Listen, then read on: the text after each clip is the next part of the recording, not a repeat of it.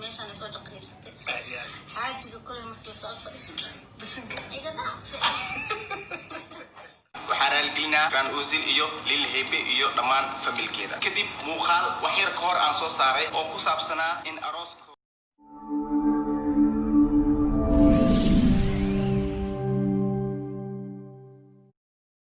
kulanti wacan oo wanaagsan saaxiibayaal meel kasta dunida ka joogtaan halkaad nagala socotaana waa channelka Fandor Media oo aalaaba idin soo gudbiya barnaamij xiiso leh warar iyo warbixino maanta barnaamijkan waxaan ku soo qaadanaynaa maxaad kala socotaa arooska Lil Hebe iyo Ikraan Ozil ma yahay aroos run ah mise waa aroos been ah intaan u guda galin barnaamijkeena fadlan walaal macaan markii ku horeysay channelkeena soo booqato subscribe saara gambaleelkana furo si kuu soo dhacaan waxyaalaha aan soo gelin mar kasta hadaad hor noola joogtana muuqaalkan like saar una sii share garay asxaabtaada aan u guda galin barnaamijkeena waxaa saacadii ugu dambeysay ama maalmihii ugu dambeysay la hadalhayay arooska Lil Hebe iyo Ikraan Ozil sheekadan oo la wadwaday leysana dhex marayay inay isguursadeen Ikraan Ozil iyo Lil Hebe oo labadoodu fanaan iyo youtuber kala ah ayaa la wadwaday maalmihii ugu dambeysay inay isguursadeen balse waxaan soo ogaanay arrinta xaqiiqda ah iyo sirta ka dambeysa sheekadan haddaba si aan u helna arrintan xaqiiqadeeda waxaan la xiriirnay dadyo badan oo ka agdhow Lil Hebe iyo Ikraan Ozil balse markii ugu dambeysay waxaa noo suurta gashay inaan qadka telefoonka ku helno gabar la dhalatay Ikraan Ozil oo sheegtay codkeeda inaan u adeegsan social mediaha waxa ay sheegtay noona xaqiijisay arooskan inuu yahay aroos wax kama jiraan ah aroosna feeg ah uu yahay sidoo kale waxa ay noo sheegtay in sheekadan lagu kala kicinayo YouTube-ka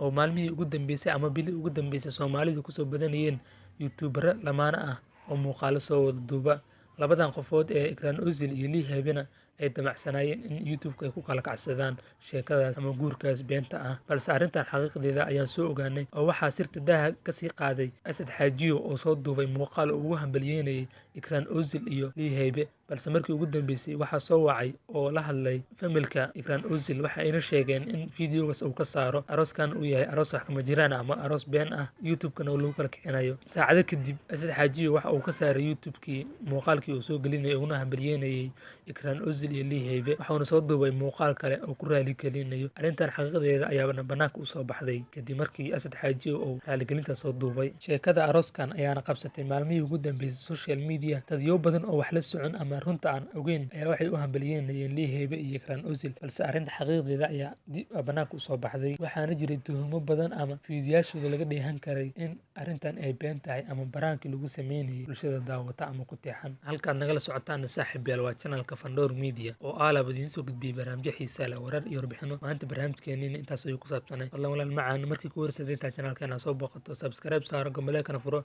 si ay kuu soo dhacaan waxyaalaha aan soo gelin markasta haddaad hor noola joogtana muuqaalkan like saar una sii share garay asxaabtaada